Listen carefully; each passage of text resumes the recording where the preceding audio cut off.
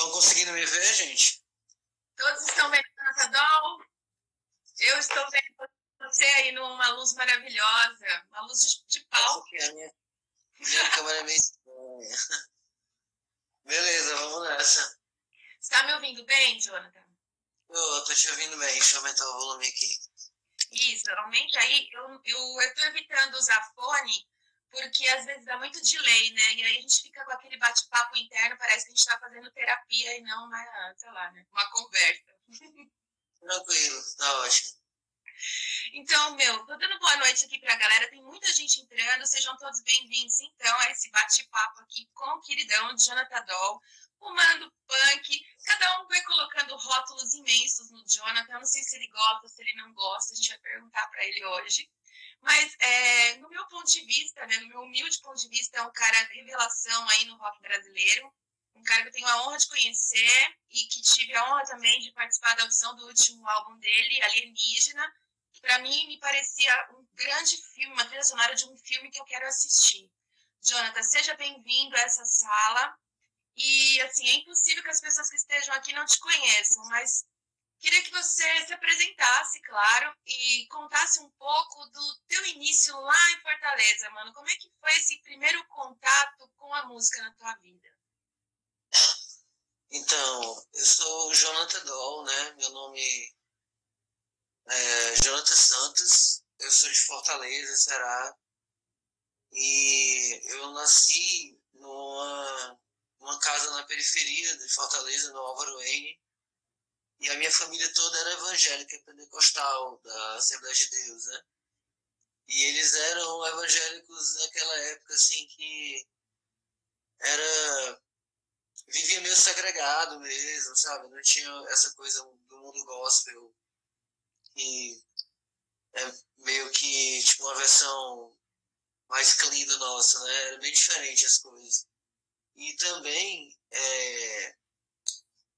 tipo, essa questão política também era dar a César o que é de César, sabe? Então era uma coisa bem à parte. E a forma que eu via, assim, a realidade, ou o que eu imaginava que era a realidade, assim, era muito através da cultura pop, da televisão, dos filmes, dos quadrinhos, né? E naquela época a música, assim, me chegou muito através do Michael Jackson e de algumas referências que apareciam na Turma da Mônica, sabe? E aí tinha uma tia minha que me gostava de Queen, de Elvis, de Azul, que você pode ver ela no clipe da Rua de Trás, ela que dá aquela fala. Depois tem no YouTube aí, se vocês quiserem ver ela falando.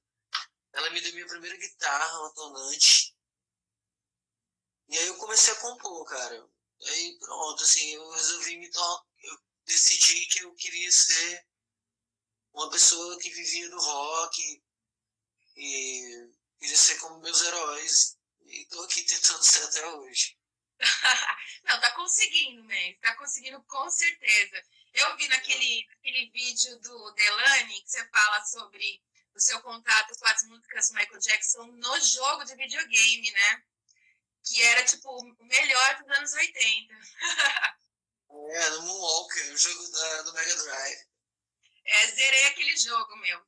E eu gostava exatamente porque, tipo, tinha toda a trilha sonora, os clássicos, né, do Michael Jackson. E claro que ele é uma referência aí, mas eu lembro nessa entrevista que você fez, que você citou ele de alguma forma como uma referência para os punks mesmo, para chegar no Ramones e tudo mais. Mas e a criança Jonathan? Esse menino lá, assim, tipo, ele já sonhava com isso? O que você sonhava, Jonathan?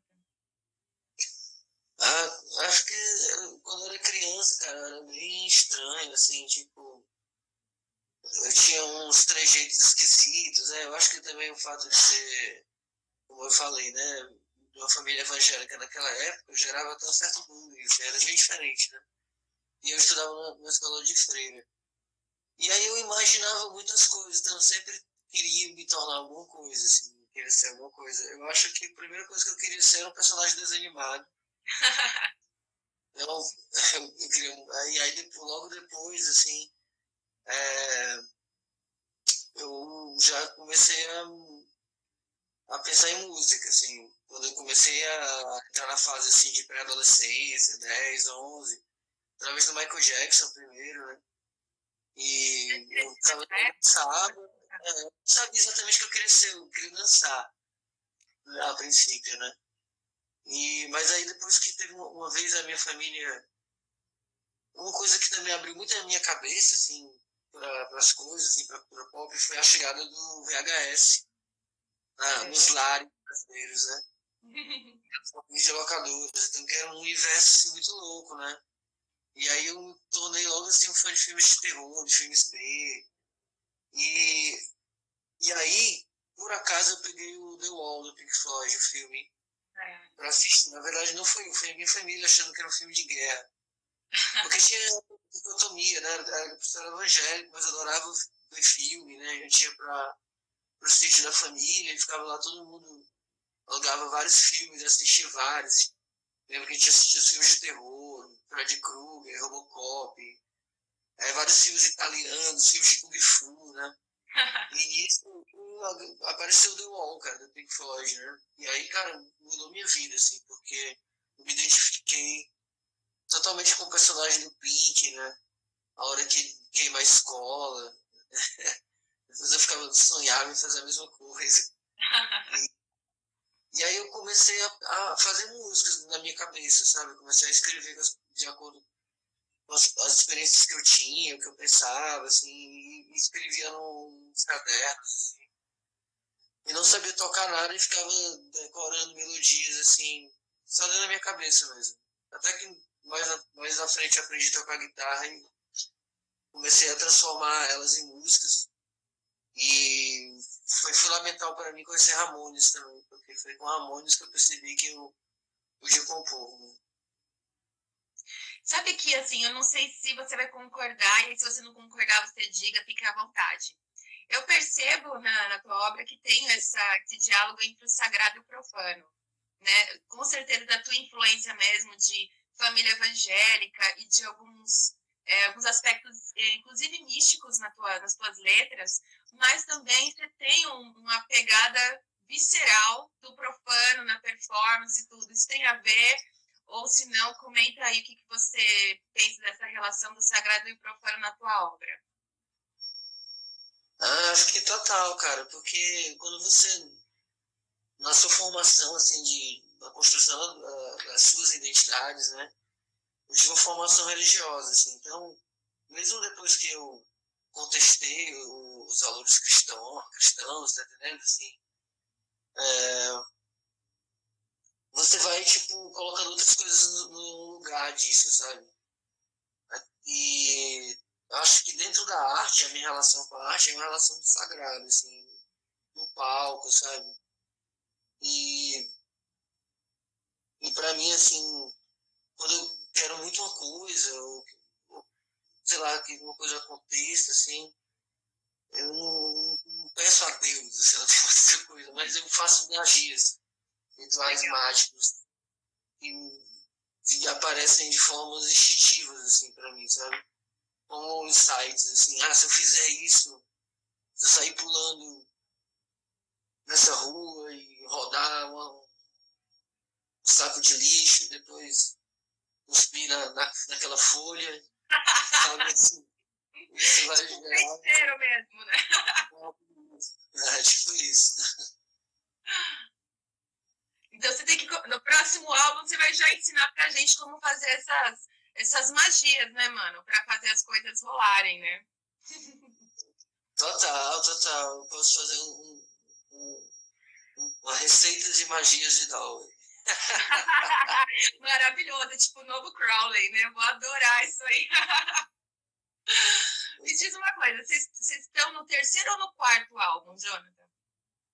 É o quarto álbum, se contar o ao vivo, né? Uhum. Mas o estúdio é o terceiro álbum.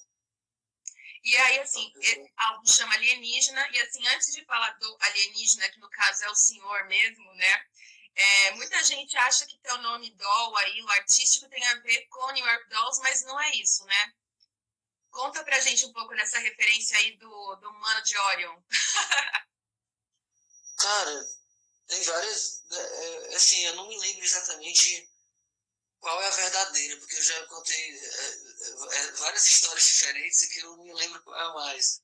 Qual que é a sua Mas versão atual? teve vários motivos, assim, mas um deles que eu lembro é que quando eu era criança, quando eu gostava muito de um filme, né, tipo Star Wars, por exemplo, o Superman, é, depois eu pegava os bonecos, os brinquedos, né, tipo os action figures que eu tinha, e encenava esses filmes como se os bonecos fossem os atores, assim. E aí muitas vezes eu começava a criar sequências imaginárias para os filmes, assim, tipo,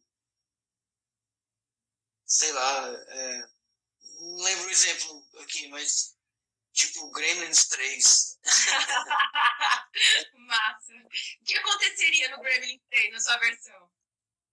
Cara, eu não lembro mais, assim, mas eu sei que eu fazia as trilhas sonoras também, tá entendendo? Legal, legal. Aí depois, quando eu tava tentando inventar uma onda artística, eu pensei, cara, foi a primeira vez que eu inventei uma música. Aí eu lembrei, cara, provavelmente eram as trilhas sonoras dos meus filmes com bonecos que eu fazia pra mim mesmo, né? Uhum. E aí tem o doll de boneco, né? De brinquedo, assim. Uhum. E aí eu tinha ouvido você numa outra entrevista falar sobre você ter ficado numa vibe muito da hora em algum momento aí com outro elemento artificial. E aí você viajou numa ideia de ter vindo uma estrela de Órion, da constelação de Órion. Ah, é verdade, cara. É porque eu tinha um hábito também. Eu era muito solitário, assim, quando eu era adolescente, sabe? Eu não podia sair, meus pais não deixavam sair. Eu tinha alguns amigos, ainda mais dependiam muito deles virem me visitar, né? Uhum. E aí eu criava vários hábitos, assim. E aí um dos hábitos que eu tinha era subir em cima de uma caixa d'água que tinha no telhado e ficar conversando com a estrela da constelação de Órion, que depois eu descobri que é a Betelgeuse. E aí, quando eu criei o nome artístico, quando eu quis criar essa persona, né? Eu pensava muito assim, tipo, criar um personagem, né? E aí era o Jonathan Oriental. Mas aí depois eu percebi que não tem nada a ver, não é um personagem, não é uma máscara, sabe? É tipo, sou eu mesmo, sabe? Tipo, convivendo com a Marcele, minha namorada, assim, que é uma artista da performance, Uhum. eu aprendi, assim, muito que performance é, não é esse lugar da interpretação, tá entendendo? É esse lugar de você se colocar numa situação performática, assim. E acho que é isso que eu faço no palco. Eu sinto que você faz isso no palco e nas suas letras, porque de alguma maneira eu te sinto como um escriba, ou daquilo que você vê, ou daquilo que você sente. Né? Eu não percebo que nas suas letras, posso estar enganada, mas acho que não percebo que você faz querer parecer algo ou faz querer que o outro interprete uma coisa que não existe. Acho que você narra nos seus textos aí, porque de alguma maneira a música também é texto, né? Tem uma profundidade aí reflexiva, literária. Acho que você trata as coisas que você percebe de uma maneira muito literal e muito, inclusive, perspicaz, eu acho, de conseguir passar temas muito difíceis de uma forma que fácil de demitir, sabe? Por exemplo, nesse álbum novo que você tem aí, o Alienígena, são 10 músicas muito fodas que falam de temas muito importantes, inclusive temas sociais. Você pode contar um pouco desse álbum pra gente aí? Cara, o Alienígena, pra mim, eu acho o melhor disco da gente, assim. Acho que a banda toda também sente isso, assim. E eu acho que é um amadurecimento mesmo, assim, das composições, sabe? O Catatal tem muito a ver com isso também, porque ele tipo, sempre via as músicas que ele mais gostava das minhas músicas eram as músicas que de alguma forma contavam uma história, sabe? E tinha no tipo de narrativa e tal. Vai em Agabaú, por exemplo, né? E aí eu comecei a pensar, tipo, na abordagem dos escritores beats, como eles faziam para escrever, assim, e contar as experiências deles, sabe, assim, porque não era simplesmente dizer e tal, eu hoje acordei e fiz tal coisa, e focando sempre em o eu. Era uma situação em que a primeira pessoa meio que ficava meio de lado, como um observador, assim, e dava, sei lá, o lugar de fala aos encontros, sabe? Por exemplo, o Jack Kerouac no On the Road, a grande estrela é o Jim Moriarty, né? O Neil Casey, que era um amigo dele, que ele se apaixonou e tal. E é meio que isso assim, que eu tentei fazer nas músicas, sabe? Mesmo quando eu tô cantando em primeira pessoa, assim, tô tentando colocar o foco naquilo que eu tô descrevendo, no acontecimento, sabe? O, o William Burroughs também tinha esse estilo de escrita muito direta, quase uns relatórios, né? O Diante, por exemplo, que é o segundo livro dele, que fala sobre o vício dele em morfina e tal, é quase um relatório policial, assim. E ele tinha uma habilidade de escrever em poucas palavras, assim, algumas pessoas, assim, que você conseguia visualizar perfeitamente, sabe? E essas foram as referências quando eu estava fazendo as letras, assim. Uma tentativa de se aproximar desses mestres. E aí, essas músicas, elas são recentes, elas já vêm de um tempão? Porque também é uma visão de vocês quando vocês chegarem em São Paulo, de Fortaleza, não é? Então, cara, algumas músicas, elas começaram a ser escritas mais ou menos em 2015. Por exemplo, o Volume Morto foi logo na época que começou o golpe, sabe, assim. Sim, sim. Quando a elite branca, paulistana, classe média, estava na Paulista batendo panela e tal, me veio a letra de Volume Morto, por exemplo. E toda a vivência que eu tive na kitnet, que eu morei com o Edson, que é o guitarrista dos Solventes, né, o Edson Van Gogh, e o Biagio Pecorelli, que é nosso amigo e diretor da peça de teatro que a gente vai estrear em breve, a República. Legal. E a gente, na época, tava morando junto e montando a peça. Aquilo que arrancaram foi a única coisa que me restou. E o Solventes fazia a trilha sonora e também, no caso, eu também interpretava o personagem principal, o Matheus, no final da peça, né? E a gente viveu, cara, durante 2 anos na kitnet no centro e viveu várias experiências ali, bem no Larrego Freitas, ali, bem na Boca do Lixo, né, um lugar histórico, assim, no centro de São Paulo. E muitas das músicas nasceram nessa kitnet ali, né?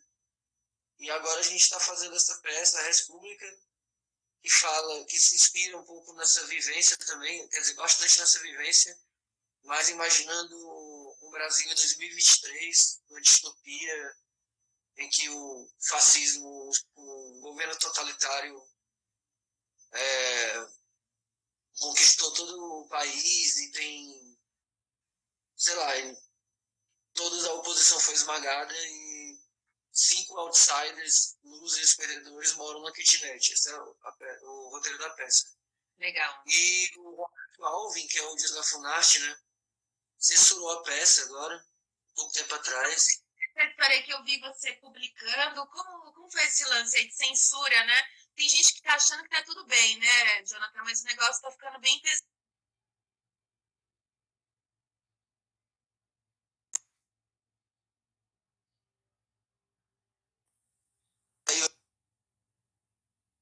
Aí, Voltamos? pronto, Acho que voltou.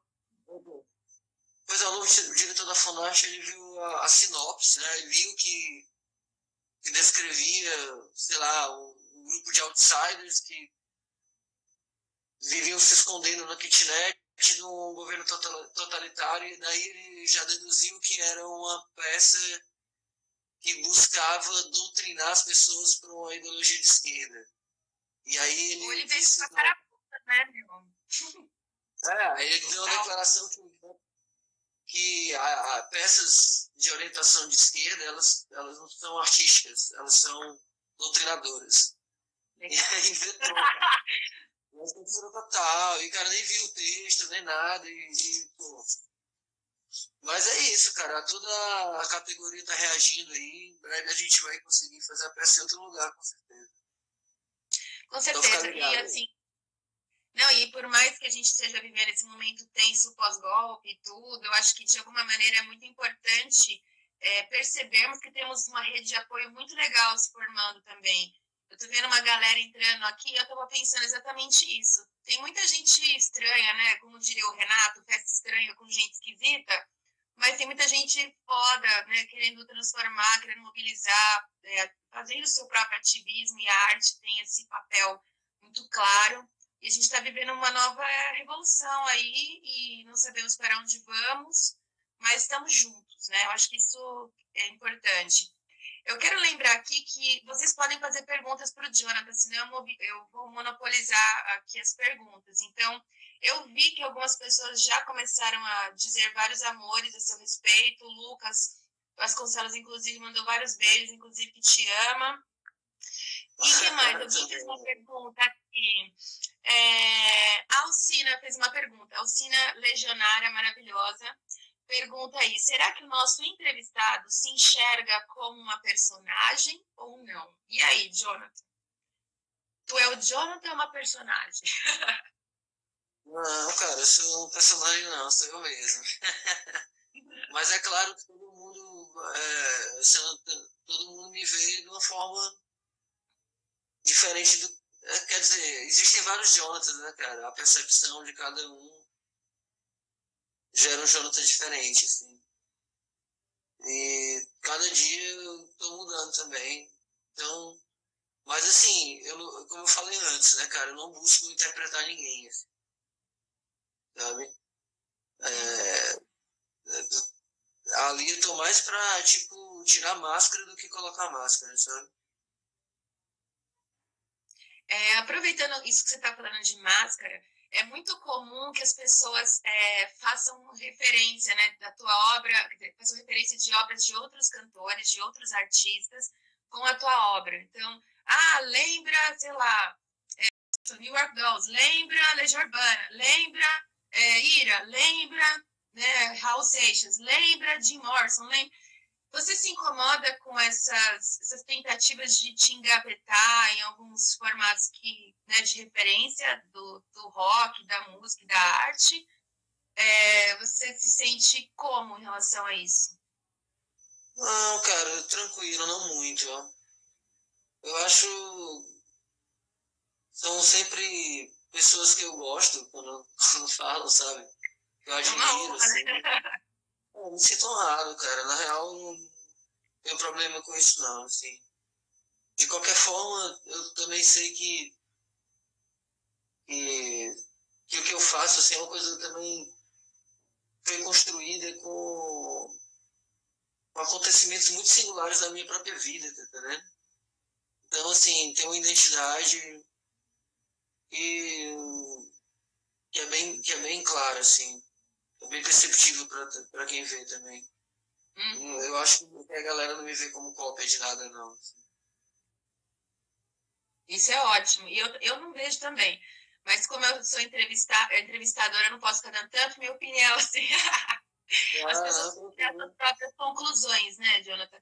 É legal quando a gente, assim, é que eu admirar o trabalho de alguém é muito foda para perguntar, porque é óbvio, né? Você tem perguntas mais particularizadas e tal. Mas é muito legal na arte deixar que as pessoas tirem suas próprias conclusões, né, a respeito do que a gente faz, né? E eu convido todos vocês a conhecer a obra do Jonathan, porque realmente, no mínimo, tu vai refletir sobre alguma coisa, ou sua, ou sobre o mundo. Tem outra pergunta aqui para tu.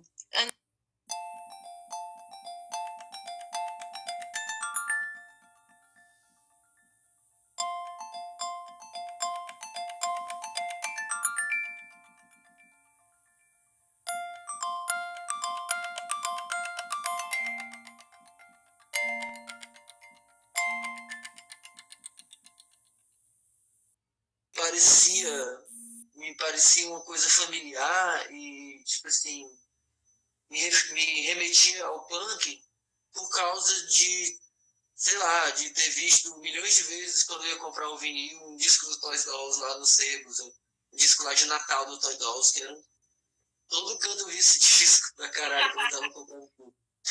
Então, acho que lá no inconsciente, aquele discozinho lá de Natal do Toy Dolls que você vê lá em montes, em qualquer sebo, deve ter influído aí na minha escolha. Com certeza, tudo meu.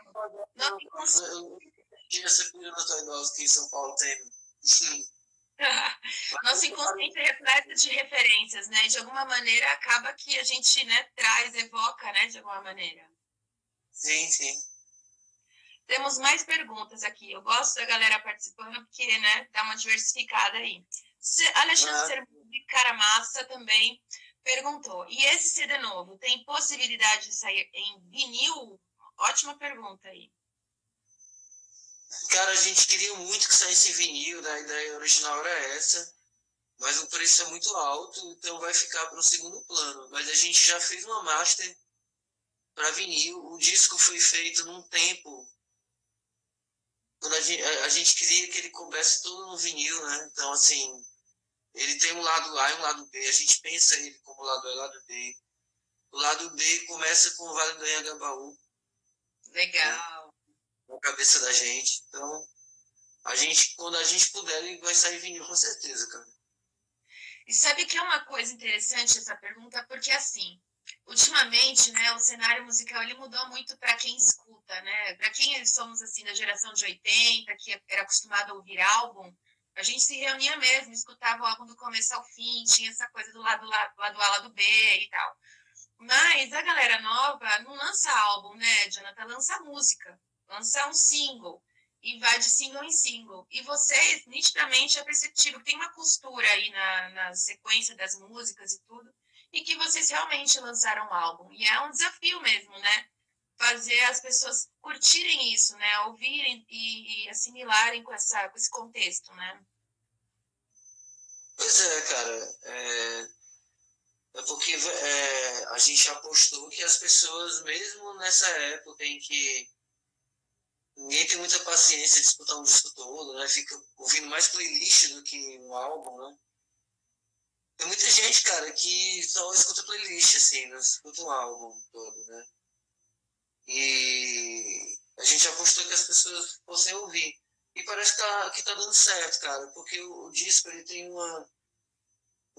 assim, não é conceitual, não é um disco conceitual, mas é um pouco, porque fala de São Paulo, assim, algumas coisas se repetem, sabe, dentro das músicas. Tem conceitos que se repetem, tipo, por exemplo, o conceito de vagalume. E eu nem percebia isso, assim, quando eu vi, cara, eu falando essa música, eu falo disso em Matou a Mãe, e depois em Derby Azul, ou, não, música de Caps. Né? E fala na primeira e na última música. Caralho, eu nunca tinha pensado nisso, que é justamente na primeira e na última música do disco. Mas é um conceito do Pasolini, que depois um filósofo francês. Mas sabe qual é o filósofo francês que fala dos vagalumes? Didi Huberman. Legal. Acerta aqui. E é o conceito. É o conceito de que nessa época de excesso de informação, na sociedade pós-industrial, né, de muita luz, excesso de luz, de neon, os vagalumes têm pouco espaço, né? Os vagalumes são as pessoas, os artistas, os criadores, né? Eles que criam o Pasolini. E ele tinha um texto assim bem, digamos assim, pessimista, né? Um texto que era no final dos anos 60, a sobrevivência dos vagalumes. Mas depois esse filósofo francês ele recuperou essa ideia, mas mostrando que os vagalumes eles dão um jeito de brilhar, ainda assim, são necessários, né? E aí eu acabo é um conceito que meio que permeia o alienígena. Quase que ele se chamou vagalume, inclusive. Caramba. Seria um nome bem intrigante também, como alienígena é. Isso é muito legal. que de alguma maneira a gente, vez por outra, eu ando, quem nunca, né, nos últimos tempos nos sentiu um pouco alienígena, né? Principalmente em relação a alguns contextos sociopolíticos e tudo mais. Antes de eu continuar aqui, tem uma pergunta do Kleber Marcelo aqui também, então eu vou dar oportunidade para ele. Jonathan, suas letras e sua performance no palco são muito fortes e contundentes para os conservadores. Você acha que isso afasta vocês da grande mídia? Cara, eu não tô nem aí. eu acho que na verdade, a gente vai construindo o público da gente nas fileiras outsiders, tá entendendo? Assim, a gente, sei lá, acho que o mais perto que eu cheguei da grande mídia foi na turnê do Legião Urbana. E aí toquei para pessoas de todos os tipos, né, cara? Tava ali no palco. E foi corajoso para eles me colocarem ali, eu sei também. E porque era um pouquinho previsível toda a vida que eu aparecia ali cantando aquelas músicas, né? E é isso, cara. Não, tipo assim, se eu afasto essas pessoas, é porque é bom que elas fiquem longe mesmo, sabe? Assim, pode fazer menor diferença, sabe? Tipo, eu não faço questão de estarem perto também. E faço questão de chegar até eles, mas da forma, dos meus termos, assim, sabe? Dos nossos termos da banda, sabe? Uhum. A gente vai aonde convidar a gente, mas sem concessões, sabe? Isso é muito bacana, exatamente porque existe, na verdade, para entrar na grande mídia, uma receita que não funciona para o artista, né? Então, funciona para o maniqueísmo da audiência, né? E isso é muito relativo, porque até a audiência, se a gente for pensar assim, ela é muito até imprimida para nós dentro de pequenas bolhas, né? Ela não é uma realidade, né? O que as pessoas curtem mesmo, a gente não sabe. Se a gente desse oportunidade para todo mundo conhecer determinados tipos de trabalho, a gente poderia ter, né? Realmente saber se as pessoas iam gostar ou não. Mas a grande mídia, ela já tem uma pré-seleção, né? Então, no fundo, tipo, quem perde são eles, né? E a gente ganha. O problema é deles mesmo, total. Pois é uma pena, assim, porque às vezes, cara, música é educação também, sabe? Claro. Eu acho educação, assim. Então, assim, muita coisa boa fica. Não fica visível para a maioria das pessoas, isso é ruim, sabe? Ruim para o povo, né?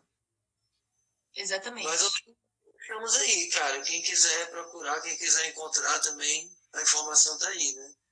Só que a vontade a vontade de ir atrás, a vontade de se aprofundar, a vontade é uma coisa que pode ser manipulada também pela forma que pelos governantes e pela elite, né, cara? Uhum. Então, assim, é um jogo muito louco. Pois é. Não é para amadores, né? É um jogo bem, bem perigoso esse aí. A Sandra Leonda pergunta, Dol, como foi o convite para participar da turnê da Legião, aproveitando aí o gancho? Pergunto isso porque lá foi que muitos te conheceram. Eu, por exemplo, conta aí então. Cara, tudo começou quando o Catatal me convidou para fazer shows em São Paulo pela primeira vez. Acho que em 2010, 2011, não sei, cara. Os anos 2000 para mim às vezes é tudo uma massa só, homogênea, não consigo lembrar muito. Mas enfim, quando o Catatal me convidou a primeira vez para vir para São Paulo, ele tinha acabado de conhecer o Dado Villa-Lobos, um projeto que eles viajaram, fizeram shows, acho que em Lisboa e tal. Ele, o Bonfá e o Dado, né? E aí o Dado foi visitar o Catatal, foi um almoço lá na casa do Catatal e eu tava lá. E aí a gente se conheceu, passamos uma tarde toda ouvindo uns pós-punk, conversando de música, né? E mais tarde a gente participou de um show do Cidadão Instigado. Eu cantando uma música que o Fernando pegou do Solventes, foi Namorada Fantasma, Esperando por Você, saiu pro Cidadão Estigado, e aí o Dado participou tocando Tempo Perdido e eu cantando essas duas músicas do Solventes. E aí ficou amigo, né? E aí passou algum tempo, o Dado foi para Fortaleza, fez um show lá na época ele estava divulgando o segundo disco dele, e segundo ou terceiro, não lembro agora. E aí eu participei do show, cantando Namorada Fantasma. E aí ficou nisso, assim, sempre eu participava dos shows dele, ele participava dos shows Solventes. E quando a Legião resolveu fazer 30 anos do primeiro disco, né? Foi meio que natural, assim, quando se pensou nas participações, né? Acredito, assim. Uhum. E foi massa, cara, porque ajudou muito, assim, a gente encontrar realmente um público que ia ser muito difícil de chegar de outra forma. E não seria, mas também não daria em nada se o som que a gente faz não tivesse uma conexão também, sabe? E é por isso também que eu acredito que também fui convidado, porque as referências da Legião, né, são bastante referências comuns com a gente, assim, além da própria Legião. Mas, sei lá, a gente gosta de post-punk, né, cara, de Joy Division, de The Cure, Ramones, Sex Pistols, P.I.L., Iggy Pop, Lou Reed, são todo esse caldeirão, assim, influenciou as duas bandas. Né? Massa, maravilhoso. Vamos ver se temos mais perguntas. Existe uma possibilidade, o Sermude falando, existe uma possibilidade bacana de termos uma outra opção de fazer esse vinil numa fábrica nova em Teresópolis, Rio de Janeiro. Eita, é uma proposta, hein, Jonathan? Aceitamos propostas. Depois entre em contato com o Jonathan aqui, Alexandre. Vai que rola aí. Vamos conversar aí, com certeza. A gente está interessado em muito em fazer esse vinil, cara. Quem mais aqui? Sandra falando, cara, eu escuto o álbum inteiro, acredita? Aí, ó, Sandra. Você é a prova viva que existem pessoas que curtem a arte, que gostam de absorver toda a expressão, conteúdo e tudo mais que a pessoa, né, os artistas resolveram ali divulgar, expressar e publicar. Quem mais? Carlos Marcelo. Carlos Marcelo é ótimo. Kleber Marcelo. Ele matou a mãe, merece um lyric vídeo. Cara, eu também acho. Muito bom essa música. Na verdade, assim, eu tenho várias preferidas, né? Essa música, Se Matou a Mãe, lembra muito nosso novo presidente, né? Mas sem fazer tantas referências, lembra muito ele, assim. Mesmo estilo. Quem mais aqui? Na verdade, assim, a letra é o que, não é só ele, sabe? É o que ele representa, sabe? É o arquétipo, né? É o arquétipo, sabe? Assim, ele representa toda a violência masculina, sabe? Assim, toda a truculência, esse lado predatório, sabe? Esse pensamento predatório, assim, que caracteriza essa vibe que colocou ele lá, sabe? Matou a mãe no sentido do que representa o feminino, sabe? É uma tentativa de acabar com esse poder feminino, sabe? Com certeza. A minha música favorita desse álbum é Filtra-me, porque ela tem uma bateria muito, muito forte. Eu gosto muito de baterias em música. É o instrumento que eu mais amo. E essa música tem uma... Puta, é muito massa. Eu adoro essa letra, adoro essa música. Mas gosto de todas. Mas essa é a minha favorita do álbum de longe, assim. Escuto muitas vezes, repetidamente, né, no repeat ali, no loop total. Quem mais aqui tá falando? Casanha Expresso. Com mais um disco forte como esse novo, como fica a montagem do repertório dos shows? Legal essa pergunta também. Os primeiros shows que a gente vai fazer, a gente quer tocar o disco na íntegra. Na verdade, destacar o disco e tocar algumas antigas, mas os primeiros shows a gente quer fazer o show todo e baseado, fazer o disco todo no show. Legal. E aí, com o tempo, a gente vai mesclando, porque é difícil, cara, assim, a gente a gente não gosta de show longo, sabe? A gente não acredita que os shows são longos, assim, a gente acredita que o show ele tem que ter no máximo 1 hora, sabe? Tem que ter um impacto, assim, tipo, ser curto, como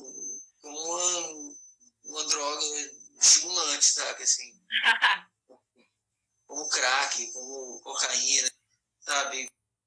Um efeito forte, passa rápido e que dá vontade de que você vê mais. É isso. Então aguardemos essa turnê aí também, aí estou ansiosa aguardando. E aí tinha uma pessoa aqui que eu perdi, gente, porque passa muito rápido aqui.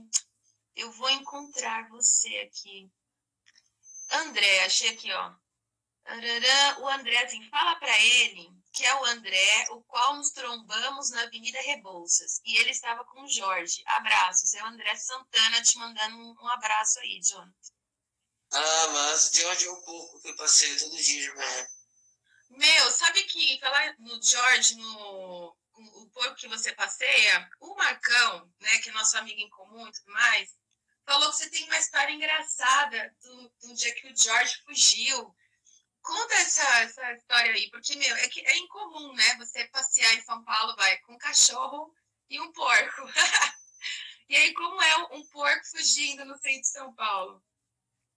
Ah, cara, na verdade eu passei com ele na região ali da Teodoro Sampaio,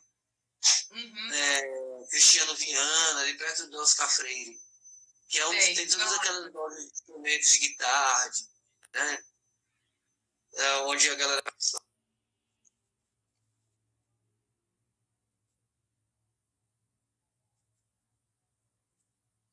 E aí, o dono do George é um psiquiatra do CAPS, cara, gente boa. E aí ele tem o George e mais 2 cachorros. E aí eu passeio com o George e os cachorros. E às vezes, cara, o George, ele é um animal, assim, meio selvagem, assim, né?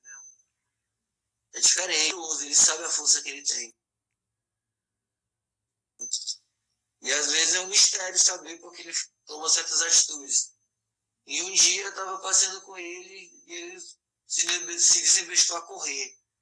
E eu nunca tinha percebido que um porco podia correr tanto, cara. E eu não consegui segurar ele mesmo, e aí ele só correndo, eu saí correndo atrás, e ele atravessou por bares, mesas de restaurante, assustou pessoas, e as pessoas ficavam rindo, tirando foto, e gritando, e cara, o meu celular caiu, minha chave, e aí finalmente quando eu consegui encontrar o George, ele, na verdade ele sabia o caminho de casa, né? Ele estava voltando para casa, na real. Só que aí quando chegou lá não tinha chave para abrir a porta, e ele começou a gritar lá. Os vizinhos olhando, eu fiquei pensando, caralho, será que eles pensam que eu estou agredindo o povo? E ele gritou, aí eu tive que voltar, deixei ele preso na varandinha e pelo caminho que eu tinha vindo para ver se encontrava a chave e o celular, e acabei encontrando. Aí no final deu tudo certo. Meu, mas isso dá uma música, né? Ou filme, mano. É interessante, cara. Toda manhã eu repensei o hábito de comer carne, né? Porco eu não como mais. Carne eu tô comendo cada vez menos. Mas porco eu não como mais, não, cara. Então, e tem isso, né? Quando a gente realmente entra em contato com o animal, né? E percebe a questão afetiva deles e a inteligência que eles têm também, a gente começa realmente a repensar, né? Os nossos hábitos e o que a gente vem fazendo, né? Com o meio ambiente e tudo mais, né?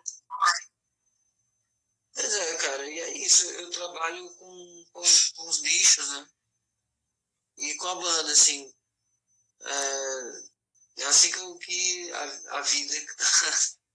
eu tô tocando a vida aqui em São Paulo. Deixa eu aproveitar que a gente está assim, meio que encerrando o tempo da live, porque o Instagram ele funciona assim, Jonathan. Ele dura 1 hora a live. Aí, quando fecha 1 hora, ele simplesmente acaba e não deixa a gente encerrar direito, né? Com o devido respeito.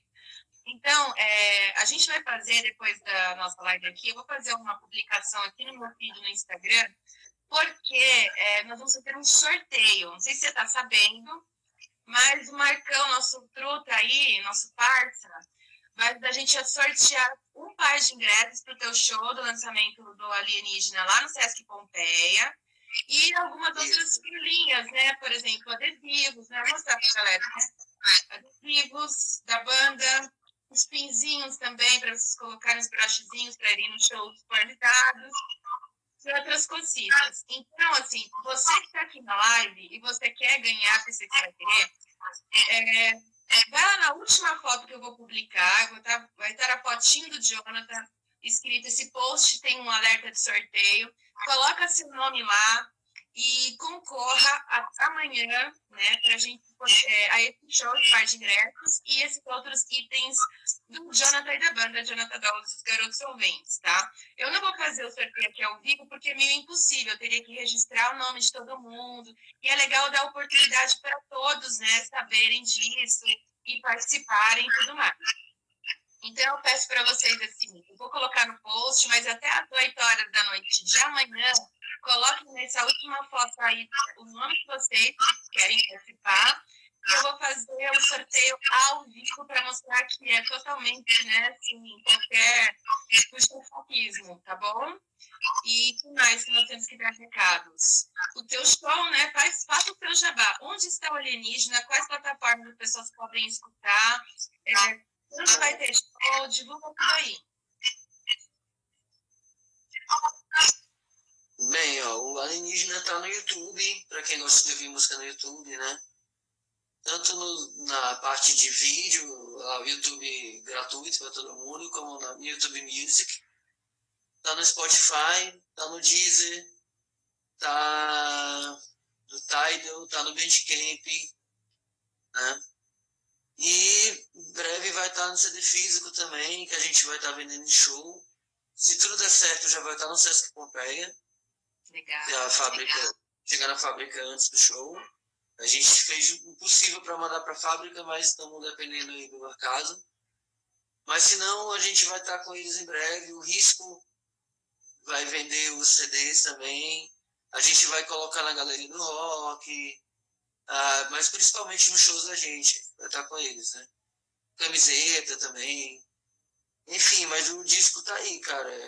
Você pode ouvir já digital, mas para quem curte ter o CD, em breve ele vai estar aí também disponível.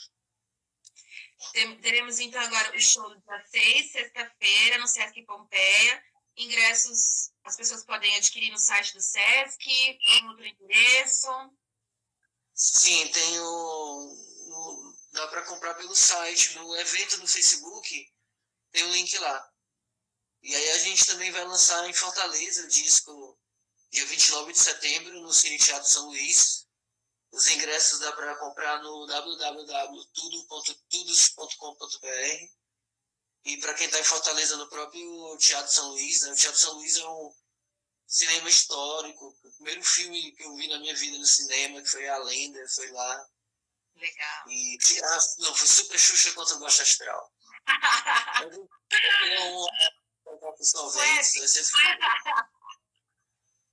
Mas em Sobral a gente vai lançar também na quinta-feira, depois do show em Fortaleza, agora eu não lembro qual dia, em outubro. Mas enfim, cara, a gente tá. Em Jundiaí a gente vai estar lançando em 3 de novembro também. A turnê alienígena está sendo ainda instaurada. Mas já tem esses shows. Legal. E aí vocês que estão assistindo, espalhem, né? Consigam falar com contratantes, com espaços de show. E aí a gente vai mobilizando cada vez mais para que outras pessoas conheçam o trabalho dele também. E tem uma pergunta rapidíssima, a gente acha que tem uns 4 minutinhos só.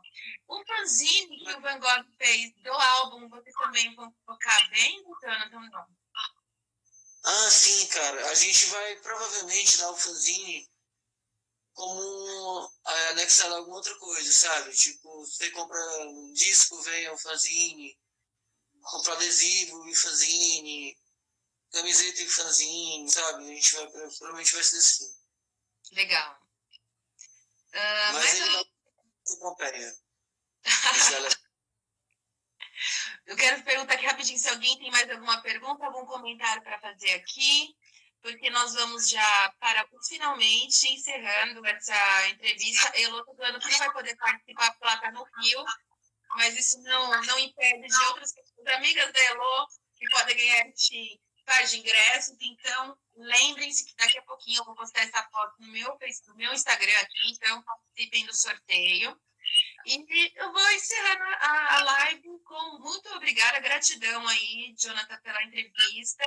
A gente se esbarra nos shows e tudo e não tivemos a oportunidade de ter esse bate-papo, que foi muito massa, curti muito te conhecer mais e saber que temos bastante coisa em comum. Foi massa, adorei, e principalmente pela essa questão da interatividade, as pessoas poderem acompanhar, muito massa, cara. E que a gente não precisa estar na grande mídia, a gente pode fazer a nossa mídia. Então, Exato. quando a gente quer, né, abrir nossos caminhos, a gente dá os nossos pulos. É isso aí. Então, um beijão para você, abraço, beijão para Marcela aí também, que é uma menina porreta. Eu ando vendo uns vídeos dela e das participações que vocês fazem, né, no show da Olha, muito bom mesmo. Fisiológico é bem radical, né?